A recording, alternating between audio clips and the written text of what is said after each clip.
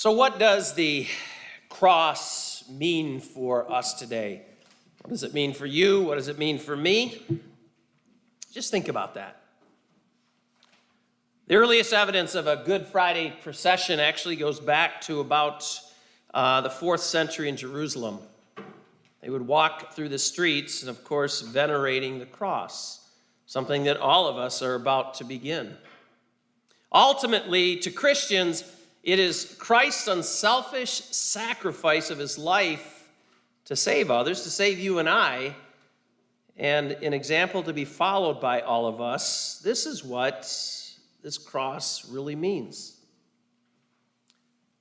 But you know, I read in the journal this week, it had an article, and it spoke about the stories of this week, and some of the symbols of this week can be kind of misleading.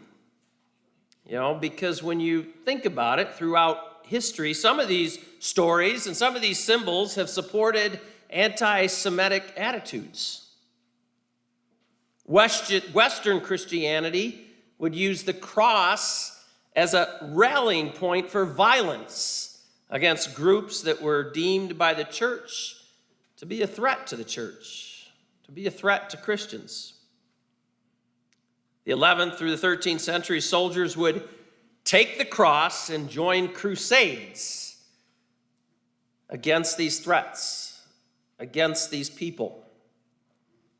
There are even contemporary alt-right groups that use what has been called the Deus Vult cross. The words Deus Vult mean God wills it, but they've used this as a rallying cry to stop everything not Christian.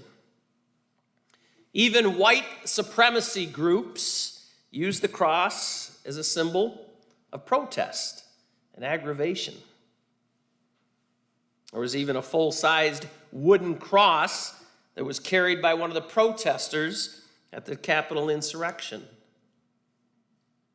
Symbols like this have power to either bind us together in a common purpose and a common goal and identity. But you know, without understanding their context, it is all too easy to manipulate them in support of our social agendas. So what does the cross mean for you? What does the cross mean for you today as you come here on Good Friday? My reflection takes me away from what this news article perceived as a negative perception, and rightfully so. You see, today's symbol, today's story, today's message, it is about sacrifice. It's about suffering. And really, that we know the end of the story.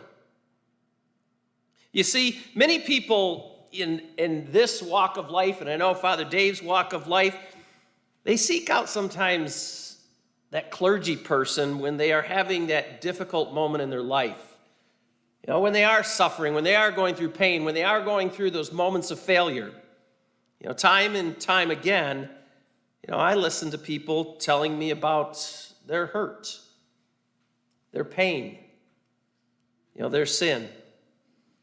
You know, some have been hurt terribly by the sins of others. You know it. You feel it. You know, particularly sometimes it's hurt by those that we love. Others hurt because of the sin in the world, and they suffer sickness. But most of us hurt because something comes back to haunt us. Maybe it's something that we did ourselves. Maybe it's something that we did a long time ago. You know, our own sins do come back. You know, maybe they were ones, like I said, committed a long time ago. Maybe it was a weak moment that you had that cannot be buried. Maybe we behaved recklessly when we were younger or early in our lives. Maybe it's the pain of knowing that a person is still hurting from our actions. We all are hurting in some way. In some way.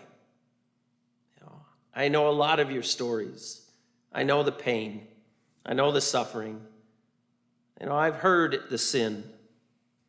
But the reality is that we are imperfect. We sin, and we are sinned against. But what we need to do is to think about this day, to think about this symbol, to think about the stories of today. We need to take all this pain, be it imposed on us or imposed by us. Take that pain and give it to Jesus at the cross. That's what he's inviting us to do. That is why he is there. He died for our sins. He died so that we could conquer so many things. We could conquer our addictions. We could conquer our temper. Maybe that buried memory, that wrong that we committed against another, or maybe even that wrong that was committed against us. We give it all to Jesus. He died on the cross. He died on the cross so that we could have life. So we give it all to Jesus. Today we embrace this cross. We embrace it because we know the end of the story. Today is about pain. Today is about suffering. Today is about sickness. Today is about defeat, about failure, about rejection. But the reality is, when you reflect upon this cross, it's overcome. And victory awaits us. In a few moments, you're going to come up to venerate the cross. You're going to kneel. You're going to kiss. You're going to touch the cross. I want you to embrace it as something that helps you to overcome that which weights you down. Don't embrace it as something to rebuke others. I just encourage you to turn your eyes upon Jesus. Gaze upon him. He's been crucified because he loves you. He loves us. He loves us very much. You see, it was meant to be a sign to the world that love never fails. And that God never fails you. We bring our sorrows, we bring our pains, we bring our joys, we bring our hope. We lay it all at the foot of the cross. And we know this. We know the end of the story. We know the victory. What does the cross mean for us today? What does the cross mean for you today?